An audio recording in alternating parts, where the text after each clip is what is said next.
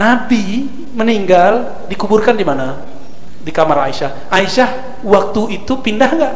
Enggak. Aisyah tinggal di situ. Aisyah adalah sayyidat kuburiyin, adalah penghulunya para kuburiyin, kuburiyat. Selamat, antum punya dalil baru. Ya, jadi kuburiyin itu sunnah ya. Tapi mereka punya dalil, punya istilah kuburiyin itu penyembah kubur. Keberkahan beserta ketaatan. Yang taat pasti berkah hidupnya.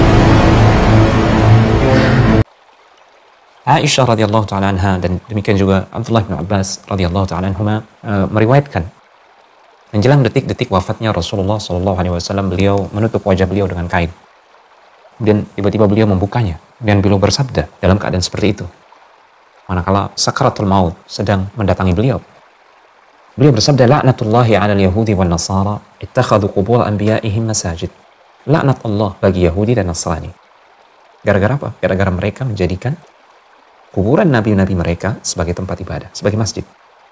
Nabi bersabda seperti itu untuk mentahdir, memberikan peringatan agar umat beliau tidak mengikuti jejak Yahudi dan Nasrani dalam masalah ini. Hadis ini sahih diriwayatkan oleh Imam Al-Bukhari dan Imam Muslim.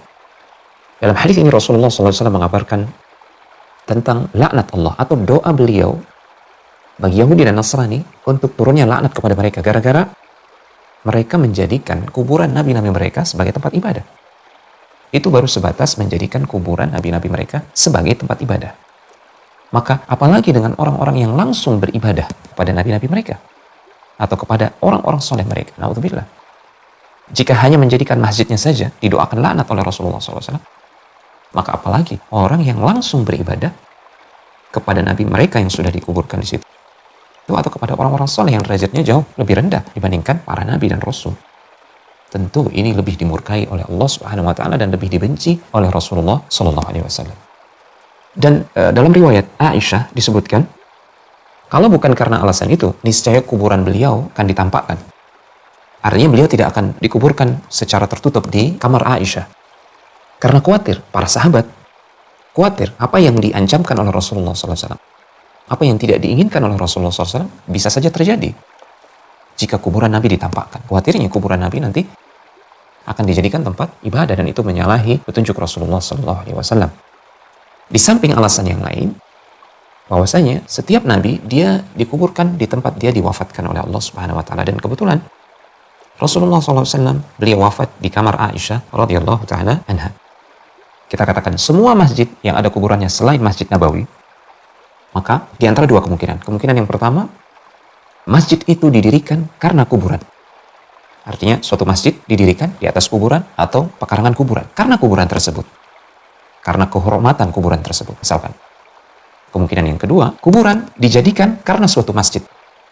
Orang tertentu, orang yang dimuliakan misalkan wafat, kemudian dia diberikan keistimewaan khusus, dikuburkan di dalam masjid. Namun masjid Rasulullah SAW tidak demikian. Pada awal mulanya kuburan Rasulullah SAW jelas berada di kamar Aisyah, dan kamar Aisyah terpisah dengan masjid Rasulullah, bukan bagian dari masjid Rasulullah SAW. Sehingga manakala terjadi perluasan tersebut bukan karena kuburan Rasulullah SAW, dan kuburan Rasulullah SAW tidaklah dimasukkan ke dalam Masjid Nabawi. Ini diantara perbedaan Masjid Nabawi dengan masjid-masjid yang lain yang ada kuburannya. Kalaupun kita menganggap kuburan Rasulullah SAW berada di dalam Masjid Nabawi, namun pendapat yang benar dalam hal ini adalah kuburan Rasulullah SAW bukanlah bagian dari Masjid Nabawi.